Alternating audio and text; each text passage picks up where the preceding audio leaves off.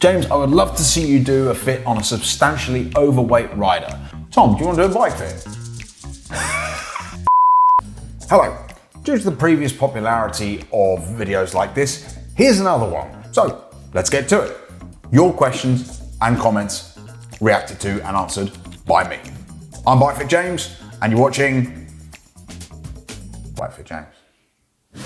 So, figure 9963. Now this is a good one. May I ask you, what are the most probable causes of calf pain, either on the inside or the outside? Well, which is it? Is it inside or outside? Because which it is will depend on my answer. But problems or pain in the calf muscles is usually associated with a few aspects of your position. They are usually foot shoe pedal interface driven. The first one that comes to mind is a cleat location that is too far forward. So if you think about what the calf muscles do, is they are essentially a stabilizing muscle. They stabilize the foot under plantar, dorsiflexion, inversion and eversion of the foot. And if you have the cleat too far forward, it typically leads to the calves overactivating as a means of trying to stabilize the foot.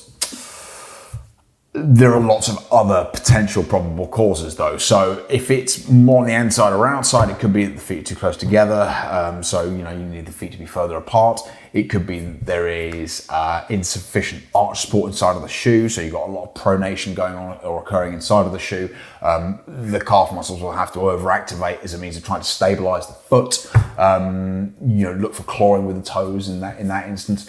It could be that you are wearing specialized branded shoes which are non-neutral, so they've got a forefoot varus posting built into them.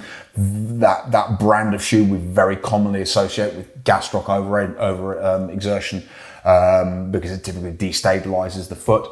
If you've got excessive wedging anywhere in the shoe, like in the heel, in the forefoot, or under the cleat, in between the shoe and the cleat, that could be the cause of it.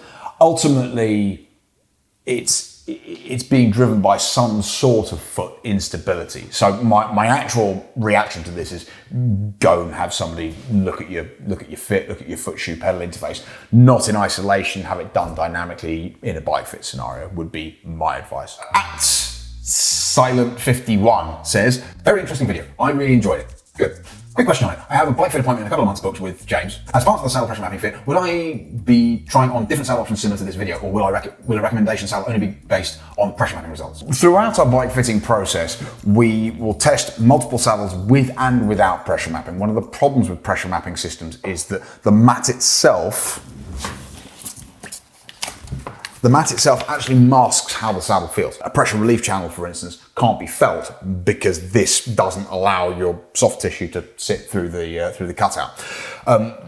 Essentially what we will typically do, and this isn't always, but we'll usually test a series of different saddles with the pressure mapping, and then we'll confirm that without the pressure mapping as well, just to confirm that the pressure mapping isn't masking the saddle to make it better or worse, because it can be either or, really.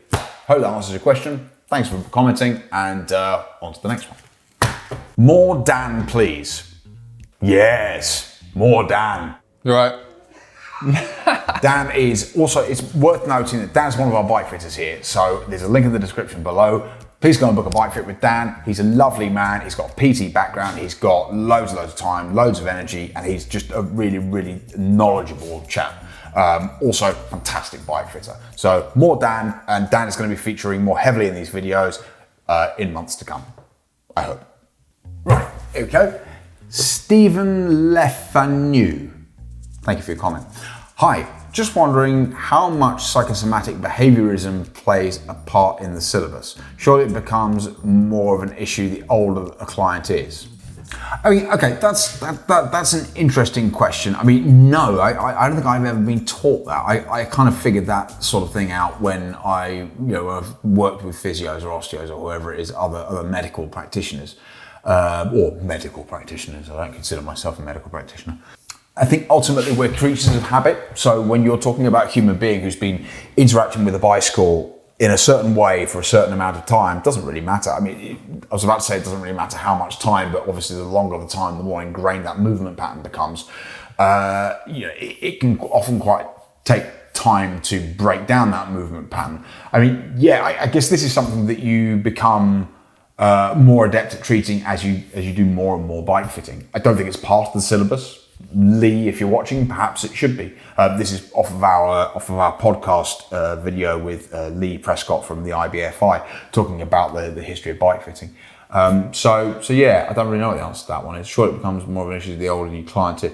I don't think it does become more of an issue the older the client is, but I do think it's riding a bike is obviously a learned activity, but we can often learn it in a suboptimal fashion. Thank you for your comment. Let's move along. Catman Social. This person comments a lot. Thank you for interacting with all of our stuff. Great stuff as usual. James, you mentioned pelvic tilt a couple of times. Is there an optimal posture pelvic tilt for saddle comfort and efficiency? I feel like you've mentioned pelvic rotation being important as this is, but is that just to reduce spine curvature? I absolutely believe fit is the most important thing, but optimizing riding style and habits go hand in hand with it. Given someone is flexible enough to be able to play with pelvic tilt, should we try to optimize it? If so, how? Thanks. Typically, we're looking for a rider to anteriorly rotate their pelvis because it results in a neutral spine. It also is typically conducive to good glute enlistment. The aspects of fit that drive that are very, very broad. I mean, optimal saddle height, setback, and reach, as well as drop, will all influence a rider's ability to anteriorly rotate their pelvis. For instance, if it's too high and or too far back, or the reach is too long, or the drop is too great, typically it will result in the saddle becoming a kind of penetrative entity. So what that typically leads to is riders posteriorly rotating their pelvis away to get their soft tissue away from the nose of the saddle.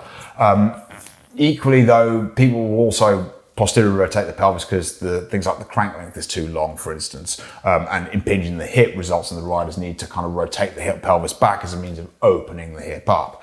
So I'm sorry to say that there are too many variables to answer this accurately, but what we're typically looking for is a fairly neutral pelvic orientation and a neutral spine. Thanks for commenting. On to the next one. Noel Wayland 9735. Thank you for your comment. What about riders who came to cycling late? A lot of us. I'm 52 with a lot of injuries, but also I'm 5'9" with a 47-inch chest. I can't find a set of handlebars that feel comfortable. And yes, I know I'm shaped like a gorilla than human. Heard it before, and yes, I've short legs, 33-inch, and a long back. I mean, first and foremost, you're doing yourself an injustice. I'm 5'10", and I've got a 30.5-inch inseam, I think we just figured out. So yeah, you're not doing too badly. I mean, are you absolutely certain that the handlebar width is the cause of your discomfort? Not necessarily discomfort, but lack of comfort. Is this one question or is it two also? I'm going to treat it as one. I can't find a set of handlebars that feel comfortable. I mean, how many sets of handlebars have we tried? Again, the straight answer to this is, maybe go to a bike fitter where they can experiment with different handlebar widths. There is also a product, I think it's made by Profile Design, which is an adjustable handlebar. I don't use it in here because I don't like the reach or the shape of it, but drop bars, there you go. Yeah, you could try this if you wanted to spend 370 euros, and that offers adjustment from 36 all the way up to 46 centimeters. But ultimately, my advice would be go and have a bike fit, have a look at somebody take a look at not only measuring your shoulders, but trying to correlate that and cross-reference it to a handlebar selection. Plato Ali. When I ride my bike for a long period, my pinky fingers began feeling numb. The numbness lasts a couple of hours. Any idea how to prevent this? The first two things that come to mind are the bar is too wide, which typically leads to a rider rolling their wrist, and that typically puts a lot of pressure on the ulnar nerves, so it can usually lead to numb hands. It could also be that like the reach is too long. Again, typically results in the rider gravitating after the lever, which kind of has a similar sort of hand interaction. So that would be my first thing: is try having a go at a narrower handlebar. Thank you for your comment. See you for the next one.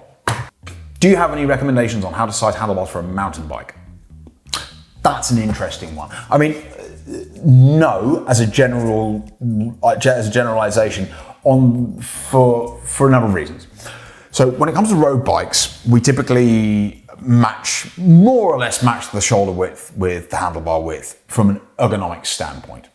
When it comes to mountain biking, the width of the handlebar is typically what dictates, to a certain extent, the handling and the high-speed stability of the bike. And also, depending on the type of riding, I tend to like my handlebars a little bit narrower. And I don't consider myself to be a particularly slender individual, but I like to X up the bars every now and then. I think that, one way of testing this is that most mountain bikes have lock-on grips. So you could essentially loosen the grip, slide them inboard, and experiment with it, would be the way I would do it. But there isn't any surefire way of measure X shoulder width equals Y handlebar width, unfortunately, because I would say too much of it revolves around the handling characteristics of the bike. But if it feels a little bit too wide for you, have a go at knocking it down a bit. But like I say, try the grip trick that I just mentioned. So this is from Metal Snake Zero. To James, I feel that what most riders believe that what they think is soreness is really pain. From your perspective, what are signs that you got soreness from a ride, and what is pain? Isn't pain just mild? Isn't soreness just mild pain, or is pain more acute? This sounds like more of a philosophical question than a bike fitting question. There are different scales of pain, aren't there? There's mild discomfort right the way up to kind of really quite acute, stabbing, sharp pain.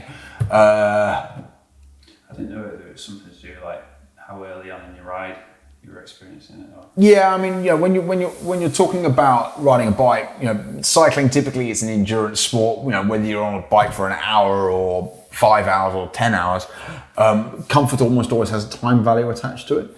So it's inevitable that after 6-7 hours in a saddle, you're going to feel a little bit of soreness, because you've been, in the same way that you'd sit in a car, you can sit in the most comfortable car with multi-well adjustable seats for 10 hours, and it ain't going to be comfortable after a while. So sometimes the sedentary nature not sedentary nature, but the nature of being in the same position for an excessive amount of time can result in some soreness.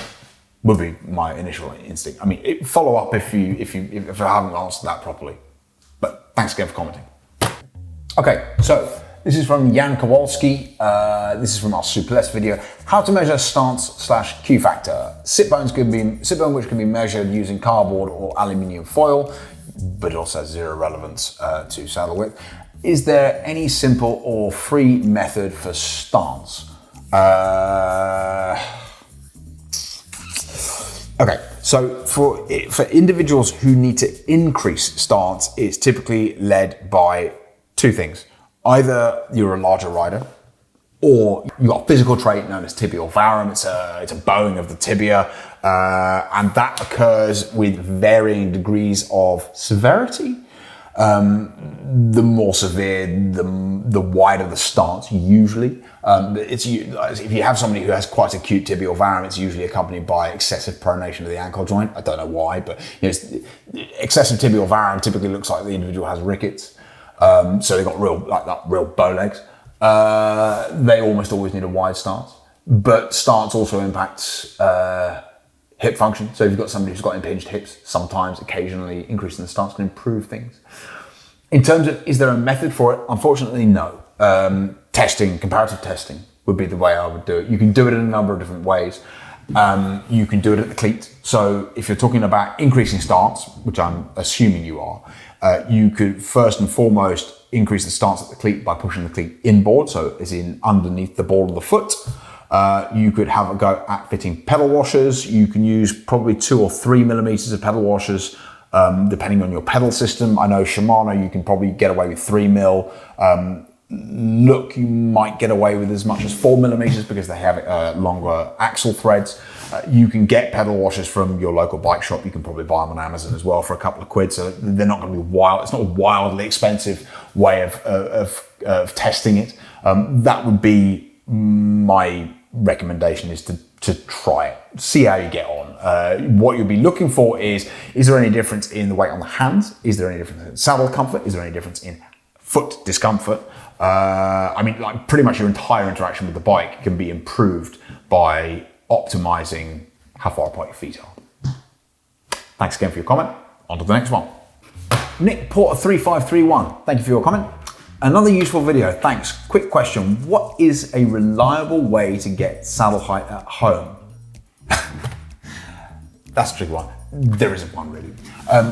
I mean, there are lots of kind of rules and guides. I mean, one of them, one that I tend to use quite a lot, to be honest with you, to kind of get people in the ballpark, but there are deviations from this, so do not take this as gospel. But if you take the rider inseam, and unfortunately this requires you to measure your inseam correctly, if you take rider inseam less 12 centimeters, that typically puts you in the kind of ballpark of where the saddle height needs to be. You would deviate from that, however, if you've got abnormally large feet or abnormally small feet for your height. So if you've got somebody who's 5'9" and has 46 size feet, they're going to need a higher saddle height because the size of the foot is a percentage of the appendage of the leg. So the bigger the foot, the higher the saddle height. Typically, when it comes to saddle height, it's intrinsic to crank length as well. So when we're talking about setting saddle height optimally, you can't set optimal saddle height without setting optimal crank length as well, because the two are intrinsic to one another. So you're looking for not overextending through the bottom of the stroke. So things to look out for there are an acceleration through the bottom of the stroke. Clawing with the toes is quite often an indication of this. And you're also not wanting to impinge the hitch to the top of the stroke. So maybe listen to your body a little bit when you're on a turbo trainer. Is there a hitch to the top of the stroke? Could suggest that the saddle's too low and or your crank is too long. Is there a snatch to the bottom of the stroke? That's a pretty sure sign that your saddle's too high if there's a snatch through the bottom of the stroke. Hope that helps. Give it a go. Ferry Van Ryn 1409 at Bikefit James. Love the podcast. Thank you. You've got to work on the beer pouring skills. German beer needs 2-finger thick foam on top of the glass. No. I mean, well, two fingers? Yeah, I mean, but yeah, okay, maybe. Right, fine, all right. I'm sorry, I'm wrong. I mean, I tell you what, you try pouring a beer in front of a load of cameras with somebody else in front of you and you're trying to lead a podcast. It depends on the beer though, doesn't it? How much foam you need. Where is it that you have loads and loads of foam? I mean, it's wrong, but can you remember? Belgium. Is it Belgium where you have loads and loads of foam? Scrape it off. Ugh, yuck. Yep, okay, all right, fine. Duly noted. Ferry Van Ryn 1409. I will try and improve my beer pouring skills for the next podcast. Although the last podcast we didn't even have beer because you and I were too hungover. Anyway, on to the next one. KP-OL3TC sounds like a Star Wars droid. Great video, but I'm going to go ahead and need to hear the backstory on that right bicep tattoo. Yeah, okay. So, once upon a time, many moons ago, I was a scuba diving instructor. So my aquatic tattoos look a little bit more in place on a dive boat than they do in a bike fitting studio. So I hope that gives you some context. They're a little bit less random when you've got like a dive mask on. Okay, well, there we have it. I've read a few of your comments. I hope you've enjoyed watching this video. I hope the people whose comments we've read out, I hope you've enjoyed the responses. Thank you again very much for interacting and commenting on our videos. Please don't forget to comment on this video if you'd like to have your comment read, and we'll see you for the next one. Bye-bye now.